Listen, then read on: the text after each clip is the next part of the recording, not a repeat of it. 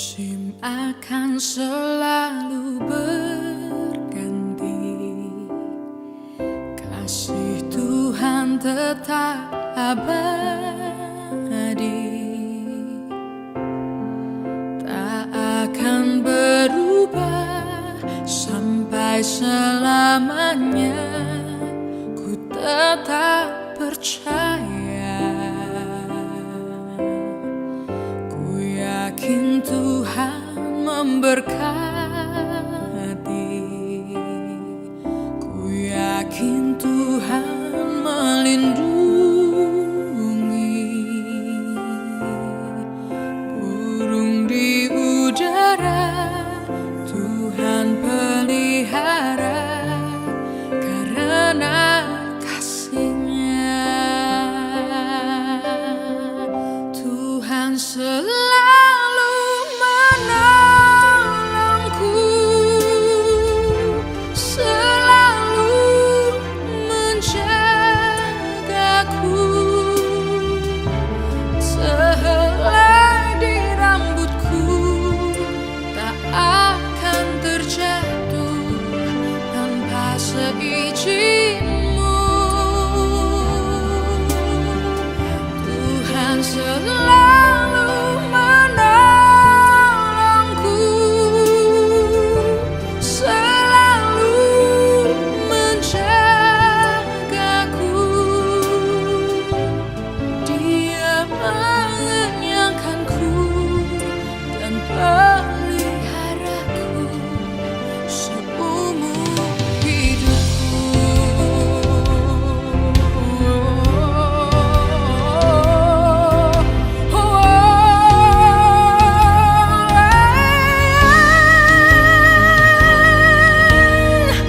Tuhan selalu menolongku, selalu menjagaku. Sehelai di rambutku tak akan terjatuh tanpa seizin-Mu. Tuhan selalu menolongku, selalu menjagaku. Dia mengenyangkanku dan peliharaku seumur hidupku. Dia mengenyangkanku dan peliharaku seumur hidupku.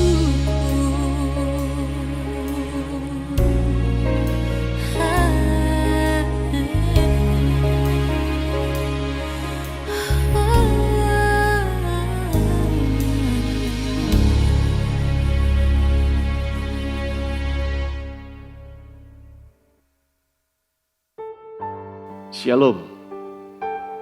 Hari mujur atau hari malang. Seandainya ini adalah sebuah pilihan, saudara mau milih yang mana?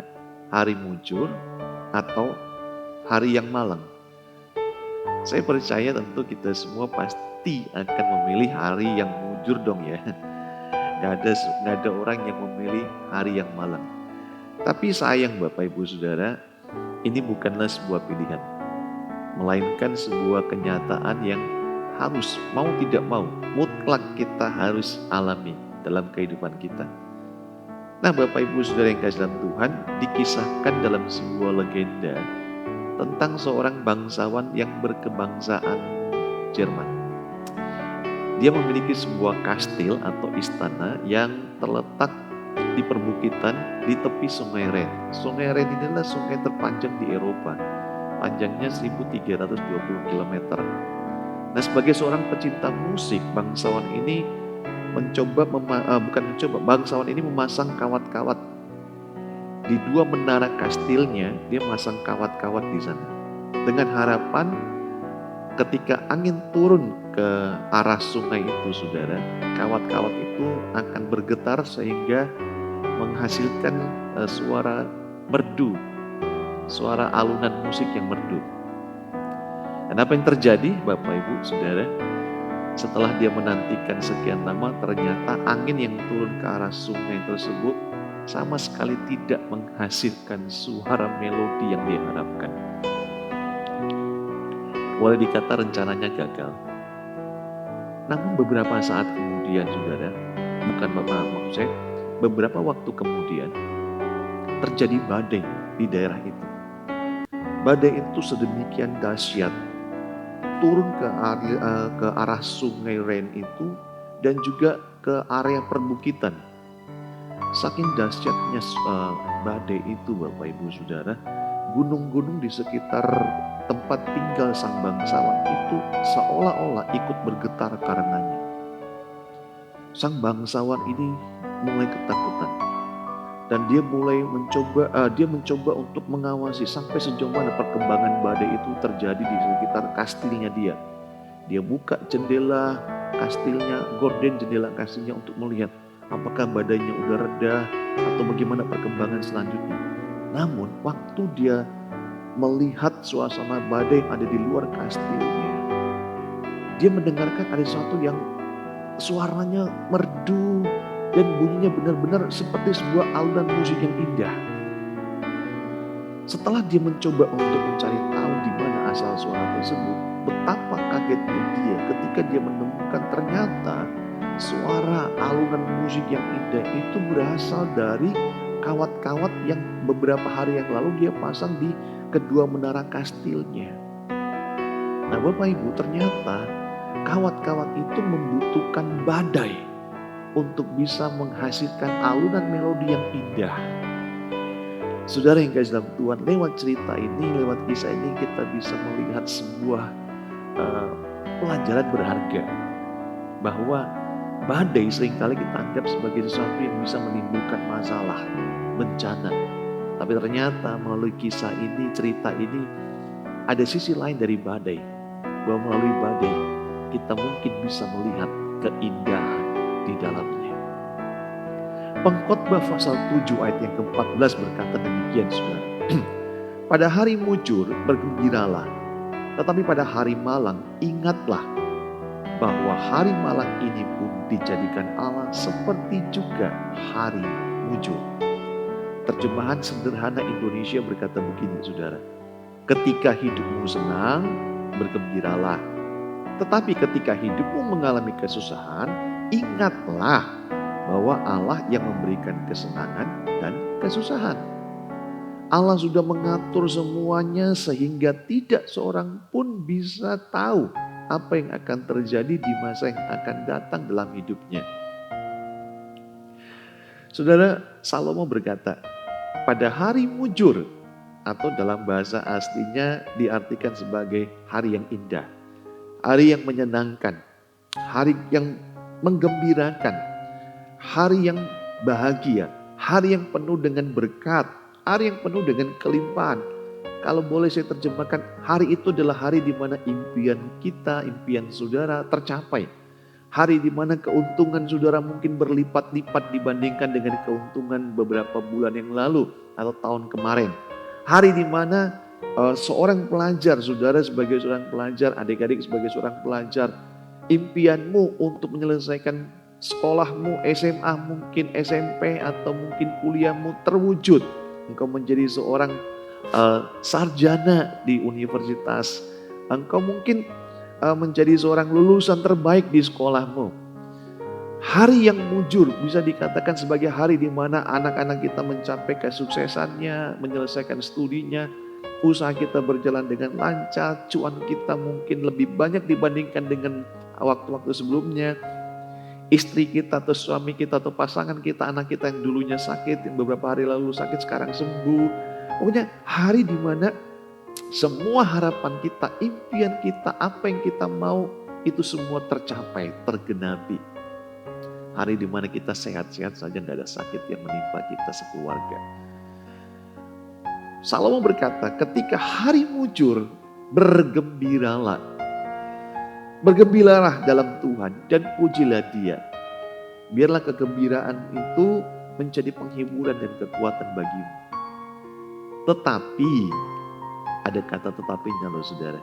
Tetapi kata Salomo, pada hari Malang, nah ini perhatikan ya, bukan kota Malang, pada hari Malang, atau dalam bahasa aslinya diterjemahkan sebagai hari kesusahan, hari kesedihan, hari malapetaka, hari yang tidak menyenangkan, hari yang buruk, hari yang jahat, hari yang penuh penderitaan, hari yang penuh kesulitan, malapetaka, bencana, hari ketidaksenangan, hari-hari di mana kita lalui dengan sakit penyakit yang kata dokter ini membutuhkan perawatan, butuh tindakan medis yang panjang, yang lama, butuh kesabaran. Hari di mana mungkin cuan kita tidak seperti tahun yang lalu atau waktu-waktu yang lalu. Hari di mana semua hutang-hutang kita jatuh tempo. Dan orang-orang sudah mulai marah karena hutang yang belum terbayarkan. Hari di mana mungkin sudah dibully oleh teman-temanmu. Baik di sekolah, di kampus, dimanapun engkau berada. Hari di mana engkau tidak punya semangat kerja. Hari di mana engkau tidak punya semangat untuk belajar lagi, untuk meneruskan kuliahmu, meneruskan sekolahmu. Hari di mana orang banyak salah mengerti tentang engkau. Hari di mana engkau tidak suka mengalami hal itu dan engkau bertanya, Tuhan kenapa sih Tuhan mengizinkan hal ini? Kenapa harus seperti ini? Sampai kapan? Sampai berapa lama? Saya boleh simpulkan hari Malang itu adalah hari yang tidak kita senangi. Peristiwa-peristiwa terjadi dalam hidup kita.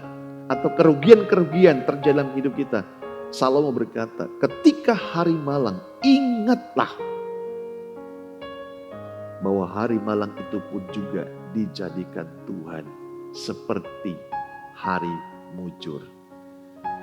Nah Bapak Ibu Saudara yang kasih Tuhan, hari-hari Malang atau hari-hari atau masa-masa penderitaan itu adalah masa-masa atau hari-hari yang sebenarnya tepat untuk kita ambil waktu merenungkan. Itu merupakan momen bagi kita, momen khusus bagi kita untuk berdiam diri di hadapan Tuhan, untuk menyadarkan kita kembali. Atau kalau saya boleh balik, itu merupakan momen di mana Tuhan berbicara kepada kita untuk kita ingat keadaan kita. Ini pernah terjadi di dalam kitab Hagai. Hagai pasal 1 ayat yang kelima berkata begini saudara. Oleh sebab itu beginilah firman Tuhan semesta alam. Perhatikanlah keadaanmu. Pada waktu itu Tuhan berfirman kepada Nabi Hagai untuk mengingatkan bangsa Yehuda yang Tuhan sudah bebaskan dari penawanan di Babel, dari pembuangan di Babel selama 70 tahun. Tuhan pulangkan mereka ke negeri asal mereka di tanah Kanaan, di negeri perjanjian dengan satu misi. Bahwa mereka harus membangun bait Allah terlebih dahulu. Ini misi pertama. Mereka dipulangkan dari tanah pembuangan dengan tujuan untuk bangun bait Allah terlebih dahulu. Tapi tahukah saudara, ketika mereka tiba di negeri Kanaan, di negeri mereka setelah 70 tahun di pembuangan, yang mereka bangun memang dasar bait Allah dulu, betul. Tapi setelah itu mereka tinggalkan, mereka abaikan. Berapa lama? 20 tahun.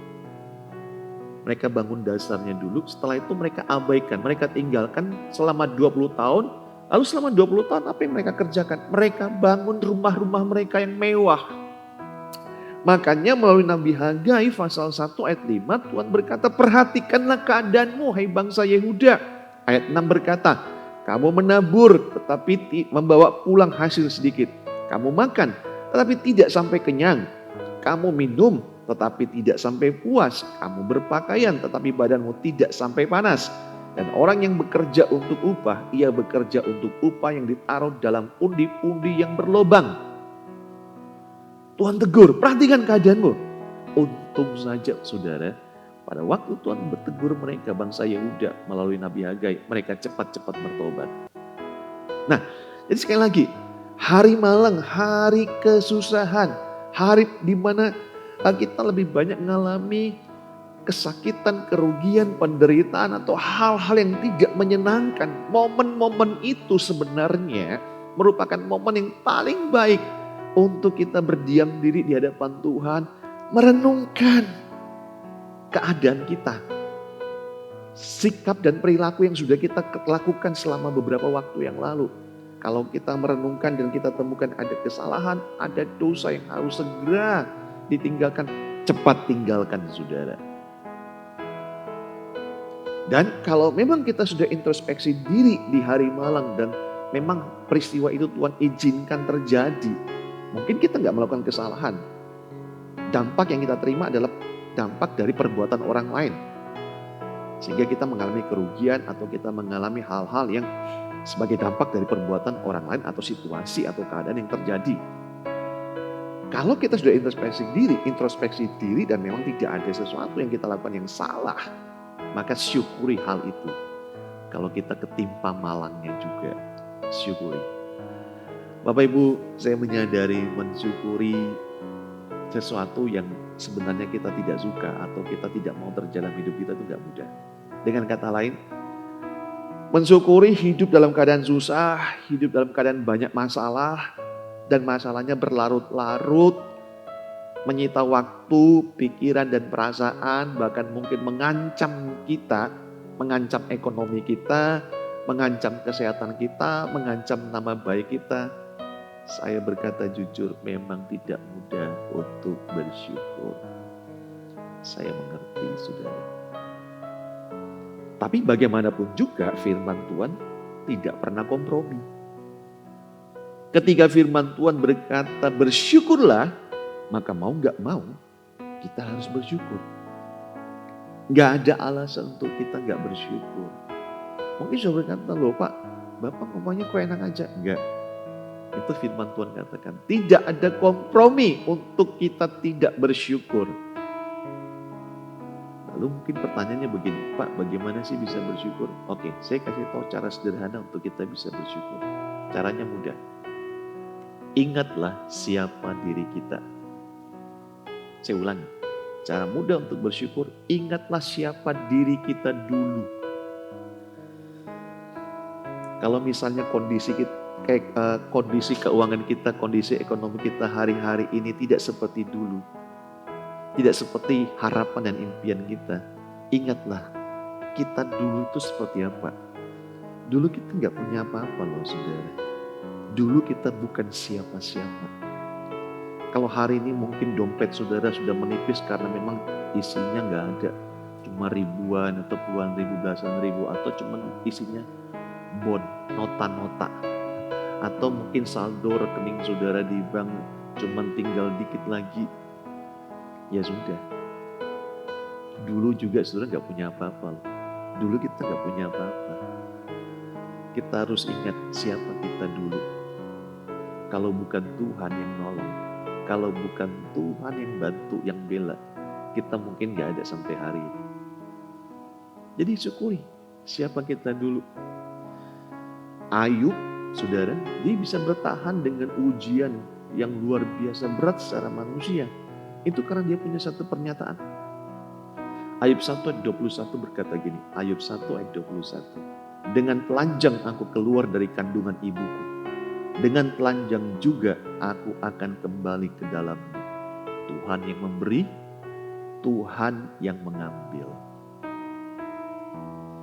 Saudara, kita datang ke dalam dunia ini gak bawa apa-apa loh.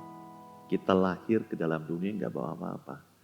Ada saudara yang lahir atau anak saudara yang lahir sudah bawa kumis lengkap, sudah jenggotan. Ada saudara-saudara yang lahir sebagai seorang perempuan, begitu lahir, alis saudara sudah alis sulaman punya. Bulu mata saudara, bulu mata yang lentik itu, bulu matanya sudah bulu mata sulaman punya. Ada enggak saudara? Nah, ya. Ada enggak saudara yang lahir, begitu lahir,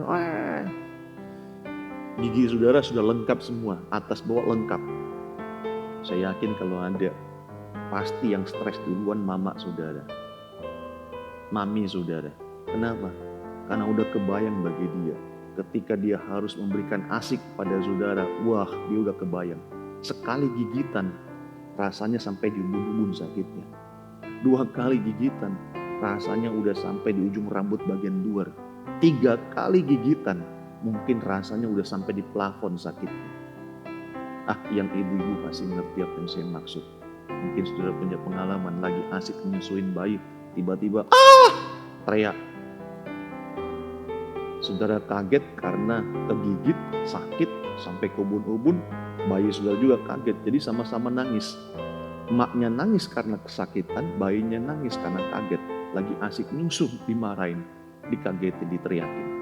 Gak ada kan kita lahir bawa gigi saudara lengkap? Gak ada. Dan kalau kita mati juga saudara, kita gak bawa siapa-siapa. Dan orang yang kita mau ajak juga pasti gak mau. Ada gak orang yang mati, misalnya suaminya mati. Sebelum mati dia bilang sama istrinya, "Mih, ikut saya dong, kita bareng mati." Gak ada saya kira. Anak-anak kita gak ada yang mau diajak mati bersama. Gak ada. Kita mati gak bawa apa-apa, kita lahirin gak bawa apa-apa. Karena itu sekali lagi, ingat siapa kita dulu. Anak-anak yang suka lawan orang tua, ingat penderitaan orang tua pada waktu kalian kecil. Kalian yang suka gigit-gigit tadi itu loh ya.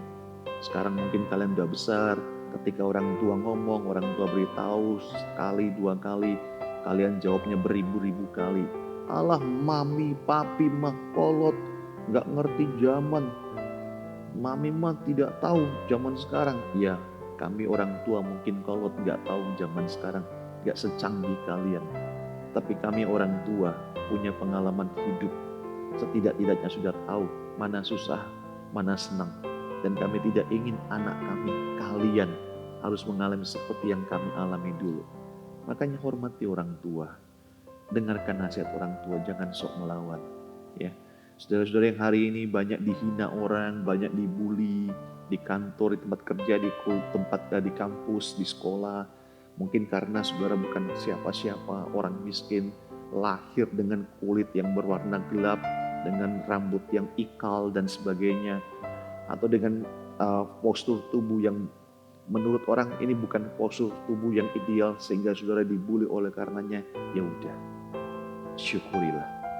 Nggak ada alasan untuk kita nggak bersyukur. Ingat siapa kita dulu. Kita datang tanpa kehormatan dan kita pun juga tidak dihormati ketika kita datang ke dalam dunia ini. Jadi percayalah bahwa keadaan kita hari ini bukan sebuah kemalangan yang harus membuat kita tidak bersyukur dan harus bersungguh-sungguh. Syukuri semua itu. Hari malang ataupun hari muncul, semua Tuhan ciptakan, Tuhan yang buat baik adanya. Selamat mempraktikkan gaya hidup bersyukur dan selamat menghidupi hidup yang muncul dan juga hidup yang malang. Temukan pengalaman-pengalaman indah bersama dengan Tuhan di sana. Mari kita berdoa. Kami bersyukur buat sharing kehidupan pada saat ini Tuhan. Ajar kami untuk tetap bersyukur dalam segala situasi, baik keadaan yang mujur maupun keadaan yang malang. Diberkati atau enggak diberkati, sakit maupun sehat, rugi maupun untung, dalam keadaan apapun juga Tuhan. Kami harus tetap bersyukur. Karena kami datang dalam dunia ini bukan siapa-siapa, tidak pernah dihormati. Dan kami pulang juga tidak membawa apa-apa, tidak membawa kehormatan. Kami bersyukur dan mau terus bersyukur. Terima kasih buat firman, teguhkan firman ini bagi kami. Dalam nama Tuhan Yesus. Amin. Tuhan Yesus memberkati saudara semua. Shalom.